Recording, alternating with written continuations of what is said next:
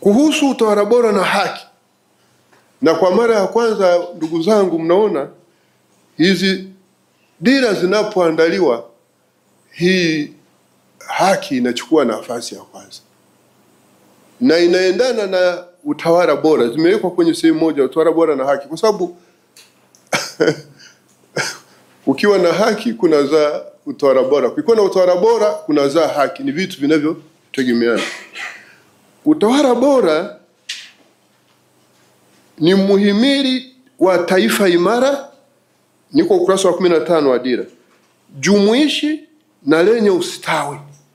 Unahakikisha kwamba kunakuwa na usimamizi wa wazi wa rasilimali za umma sambamba na kuweka mazingira yanayowezesha wananchi kustawi kijamii, kiuchumi, kisiasa na kiutamaduni. Jamii inayothamini utawala bora inaweka umuhimu kwenye wajibikaji, mapambano dhidi ya rushwa, ulinzi wa haki za msingi za raia na kuhakikisha fursa sawa kwa wote bila kujali tofauti za kijinsia, kiuchumi, kijamii au hali ya ulemavu. Katika muktadha huu, vyombo vya habari huru na vinavyojitegemea ni nyenzo muhimu katika kuhakikisha utawala bora na uwajibikaji. Nadhani ndio maana pia tunaona kuna vyombo vya habari hapa. Kadhalika, asasi za kiraia zina mchango muhimu katika kukuza demokrasia, kulinda haki za binadamu na kuchangia jitihada za kuboresha huduma za jamii. Tanzania bado inakabiliwa na changamoto kadhaa za kiutawala. Kwa mfano, vyombo vinavyohusika na utoaji wa haki bado vinakabiliwa na changamoto za kiutendaji zinazozuia kufikiwa kwa viwango vya juu vya ufanisi katika kuwahudumia wananchi ipasavyo. Matumizi mabaya ya madaraka ya baadhi ya viongozi wa umma wanaokwenda kinyume na kuvuka mipaka yao ya kisheria yamekuwa mengi na ya kawaida. Kuhusu msingi mkuu wa dira ambao ni utawala, amani, usalama na utulivu, dira imeandika katika ukurasa wa 14 hivi: Dira 2050 imejengwa juu ya msingi mkuu wa utawala bora, amani, usalama na utulivu. Msingi huu unajumuisha hatua muhimu za kuiheshimu katiba, utawala wa kidemokrasia, mgawanyo wa madaraka na utamaduni wa kisiasa unaokuza ushirikishwaji na umoja wa kitaifa. Dira 2050 inasisitiza utawala wa sheria, ulinzi wa haki na uhuru wa msingi, usalama wa watu pamoja na uimara wa asasi za kiraia. Masuala yenye umuhimu wa kipekee ndani ya dira hii ni pamoja na utumishi wa umma wenye weledi, umoja wa kitaifa na usalama wa taifa na mipaka ya nchi. Msingi mkuu hausimami peke yake bali uko mtambuka unaotoshelezana na nguzo, vichocheo na sekta za kimageuzi. Utawala wa sheria ambao ni kipengele muhimu cha utawala bora unakusudia kujenga jamii yenye usawa, uwajibikaji, haki na kuaminiana. Vile vile unalenga kuhakikisha kwamba kunakuwa na uadilifu katika taasisi mbalimbali na uhuru na haki za msingi za jamii zinalindwa. Lengo jingine ni kuhakikisha kwamba rasilimali na huduma ambazo ni muhimu kwa maendeleo ya watu zinapatikana kwa usawa. Vile vile utawala bora unalenga kuweka mazingira mwafaka ya kuimarisha utulivu na wajibikaji ili kuwa na uchumi imara, jumuishi na shindani. Pamoja na vipengele hivi, kuna umuhimu mkubwa wa kupambana na rushwa. Hivyo masuala ya kipaumbele katika ajenda hii ni kuimarisha mapambano dhidi ya rushwa, kujenga taasisi imara, kuweka mifumo madhubuti ya kisheria na kusimamia uwazi na wajibikaji. Na mimi kwa sisi huku mahakamani, kwa kuyatambua haya tumeanza kuongoza katika hizi reforms. Nilipokutana na viongozi wakuu wa hizi taasisi za utatu tarehe 19 mwezi wa 8 kwenye ukumbi wa Jakaya Kikwete pale Dodoma, nilipokuwa nashiriki ule mkutano, mengine niliyowashirikisha nitarejea kidogo hapa kwamba nilisema na kusudia kutengeneza kanuni zitakazowawezesha wale watu wanaoshtakiwa kwa makosa ya jinai, watuhumiwa kwenye mahakama za mahakimu isipokuwa mahakama ya mwanzo, na wao hawa washtakiwa na mahakama hizo wao nao wawe na ushahidi wa upande wa kesi ya mashtaka ili wajue kesi zao.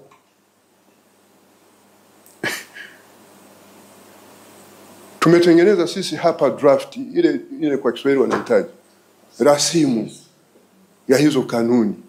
Tumeziwasilisha kwa mkurugenzi wa mashtaka, tumeziwakilisha kwa Tanganyika Law Society ili watuzipitie, watuletee maoni yao kabla hatujazigazeti. Ilikuwa ifikapo tarehe 19, kwa sababu nisema ikifikapo tarehe 19, nisema ndani ya mwezi mmoja, na mwezi mmoja ulikuwa unaisha tarehe 19 mwezi wa 9. Lakini tumechelewa kwa sababu tunasubiri hawa ya wadau. Na ninyi wadau, sisi kwenye mambo kama haya ya msingi huwa hatutaki kuchelewesha. Kama mtataka tu tunawashirikisha, sisi hatutaki kuwaburuza. Tukiwapa hii kazi, ipitieni, ishughulikieni kwa umakini na kwa ufanisi, mtuletee maoni yenu mapema. Haki haipaswi kucheleweshwa. Na msingi wa mabadiliko wa kanuni hizi umejengwa tu kwenye ibara ya 13 ya katiba, usawa mbele ya sheria. Tusiwatuite watu wengine tayari kama ni wahalifu, wakati ibara ndogo ya 6 ya hiyo ibara ya 13B inasema kila anayeshtakiwa mahakamani kwa kosa la jinai atachukuliwa kwamba hana hatia hadi itakapothibitishwa hivyo na mahakama. Right now mtu anashtakiwa, anaenda mahakamani, hajui tu kitakachotokea huko mbeleni. Mahakama ile haina ushahidi, na yenyewe kama inapiga ramli tu. Hayajui, hata mahakama yenyewe haijui. Mshtakiwa naye hajui. Kwa hiyo mahakama inakuwa katika mazingira magumu sana kuweza kufanya well informed decision. Ni tofauti na ilivyo sasa mahakama kuu. Mahakama kuu unakuta huyu mahakama ana ushahidi ule wote, mshtakiwa ana ushahidi ule wote. Kwa hiyo mahakama inakuwa katika mazingira mazuri ya kufanya maamuzi sahihi. Na ndio maana wakikutana pale sasa, jaji anawaita mawakili wa serikali, wa prosecutions, anawaita defense mawakili au wanatoka Tanganyika Law Society, wanakaa pale. Unaweza kukuta Tanganyika Law Society, na maana wale wakilishi wanaanza kuchokoza, wanasema mheshimiwa jaji, sisi baada ya kulisoma hili jarada, ushahidi wetu tulionao tunaona kwamba kama kesi kwa mfano ni ya mauaji ya kukusudia, tunaona kwamba ushahidi uliopo hautoshelezi kumtia huyu mtu hatiani kwa kosa hili, ila unatosheleza kumtia hatiani kwa kosa la kuua bila kukusudia, na mimi mteja wangu hayuko tayari na sababu ni 1, 2, 3. Mheshimiwa jaji anamuuliza wakili wa mashtaka, Leni, wewe teta attorney, unasemaje wewe? Hasa mheshimiwa jaji, na sisi baada ya kulisoma hili tunaona kwamba kweli kwa tumechambua, tumeona 1, 2, 3 hatuwezi kudhibitisha kosa hili la kuua kwa makusudi. Sasa madamu mshtakiwa yuko tayari kukiri kosa hili dogo la kuua bila kusudia, na sisi tuko tayari, tutabadilisha hati yetu ya mashtaka ili huyu sasa atumie kosa la kuua bila kusudia, na kesi zinaishia pale. Na kesi nyingine wanazifuta, wanaona tu kabisa ushahidi haupo. Ni mfumo mzuri shirikishi. Kwa hiyo tumechelewa sana. Hata kifungu cha 10 na cha 11 vya sheria ile ya mwenendo wa mashauri ya jinai havizuii hawa watu kupata hizo ushahidi wa upande wa mashtaka. Na hata huko sisi mahakamani tumefanya maamuzi ambayo nilizungumza siku ile kuwa sensitive to justice. Huyu mtu upande wa mashtaka una ushahidi wake, anapoandika yale maelezo yake, ile statement yake, yeye hana ushahidi wa upande wa mashtaka, na sio mtaalamu wa sheria, anajiwakilisha yeye mwenyewe. Wao upande wa mashtaka wana maelezo yake, ila yeye hana maelezo yake. Mahakama haina maelezo, ushahidi wa upande wa mashtaka. Alafu anashtakiwa kwa kosa kubwa sana kama kubaka au unyang'anya kutumia silaha na makosa mengine aina hiyo. Huyu mtu sio mtaalamu wa sheria, yeye anajua wakati huu sasa kesi inaendelea, ni zamu yao. Wamalize kesi yao na mimi nitaanza kujitetea baadaye. Sasa tunafanya maamuzi. Anaenda gerezani, anafungwa, anafundishwa na wanasheria walioko kule magerezani na wahalifu wengine. Anasema hii bwana mbona namna gani? Anakata rufaa. Akikata rufaa, sisi huku ikija tunasema kwa sababu hakumdodosa. He never cross-examined him. Kwa hiyo inachukuliwa kwamba ni admission. Na ninyi wanasheria wa ofisi ya taifa ya mashtaka, msifanye hivi. Sisi sio Mungu. Huyu mtu angewezaje kumcross-examine huyu mtu? Hana ushahidi wa upande wa mashtaka. Yeye sio mwanasheria.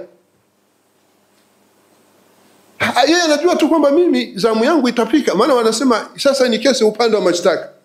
Kwa hiyo anaamini kwamba wao anasema mimi baadaye nitamjibu. Hata hizo taratibu za cross examination anazijua. Nani anawafundisha wale washtakiwa mle ndani? We cannot afford to have double standard of justice administration in this nation. The procedure that has been impressed in the High Court, let you so apply to the procedure before the subordinate courts accordingly. Otherwise, we'll be contravening the Constitution and will not be defenders of justice. We cannot afford to condone this. We're going to put these procedures in place as soon as possible. Na hii inakuja na faida nyingi. Moja, itaimarisha umakini katika upelelezi. Na upelelezi ukiwa mzuri, watafanya maamuzi. Waendelee na kesi hii mahakamani, chances zao za kuendelea na kesi hii au wasiendelee nayo. Na wakipeleleza kwa makini zaidi, utakuta kwamba wahalifu wengi ambao sasa hivi wanaachiwa kwa sababu ya udhaifu katika upelelezi, watakuwa wanapatikana na hatia. Na hiyo ndio namna ya kukombati uhalifu, kwa sababu right now wahalifu wengi wanakuja kuachiliwa kwenye mahakama hizi nyingine, anarudi mtaani anaendelea na makosa kama hayo. Kwa sababu wameshajua udhaifu katika upelelezi, na kwa sababu sisi kama taifa kwa muda mrefu tulikondoni hii kitu. Na mahakimu watakao buruzwa sijui naendesha mashtaka, mimi nitaelewana nao. Sasa lazima, kwa sababu wewe tayari sasa utakuwa na wewe na huo ushahidi. You are so much well informed. We expect you to deliver well informed decision. Whether you acquit him or whether you convict him, but there should be reasons for that, whatever decision you take.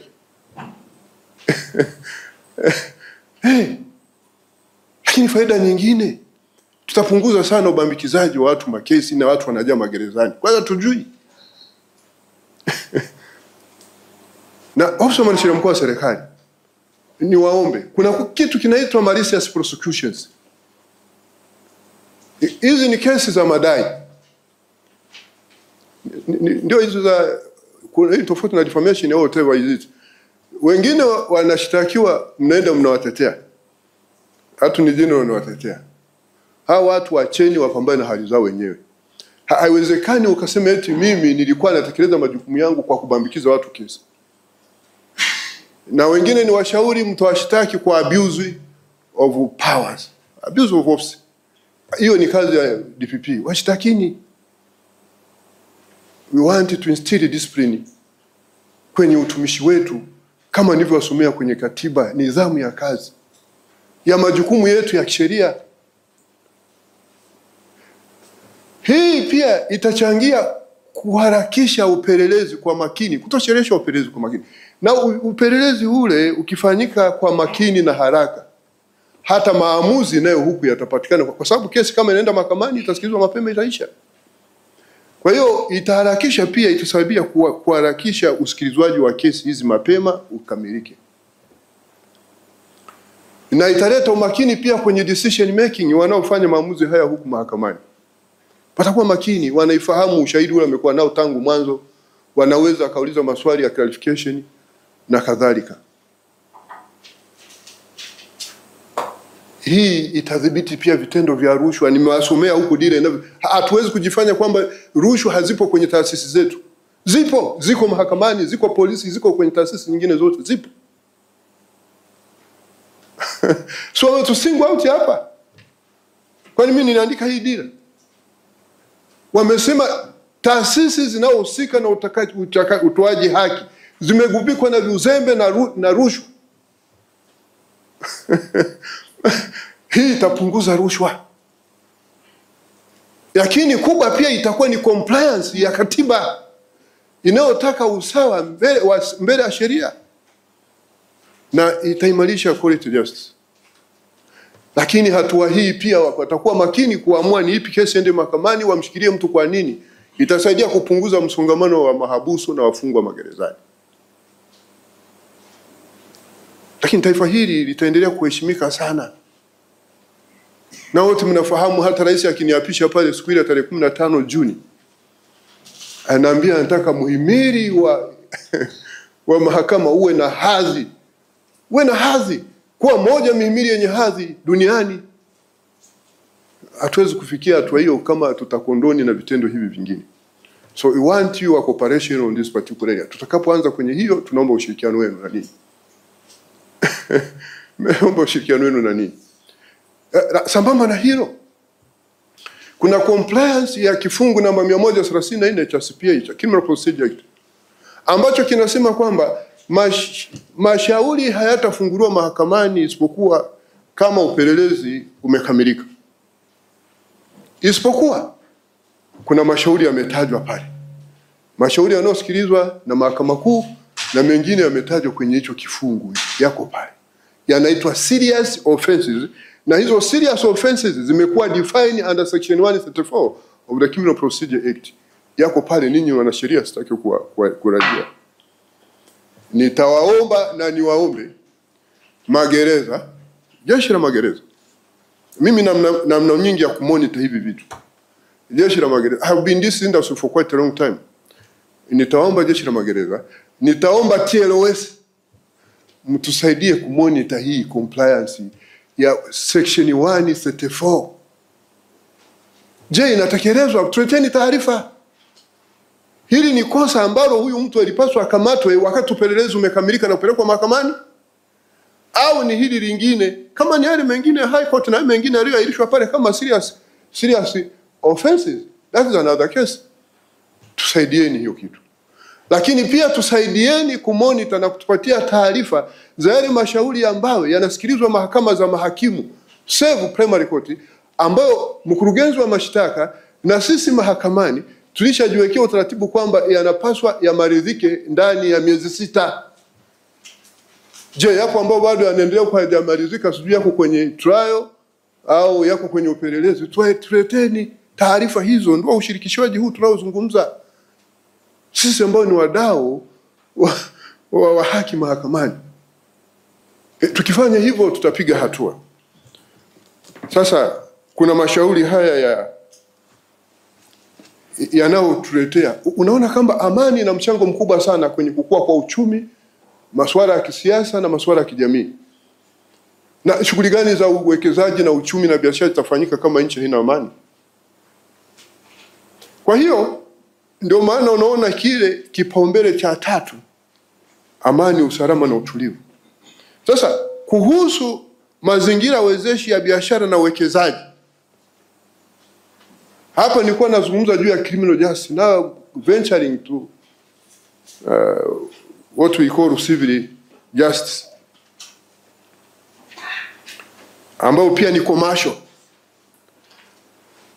Ukurasa wa 25 kwenye sera inaandikwa hivi: uchumi imara na endelevu unategemea kuwepo kwa mazingira mazuri ya kufanya biashara.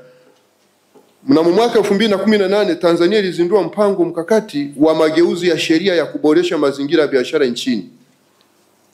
Mpango huu ulilenga kuimarisha ufanisi katika mifumo ya kisheria, yani pamoja na mengine katika mifumo ya kisheria, na kuongeza uwazi na wajibikaji. Vipaumbele vikuu vilikuwa ni kupitia sheria na kanuni na mengine yaliyoorodheshwa pale.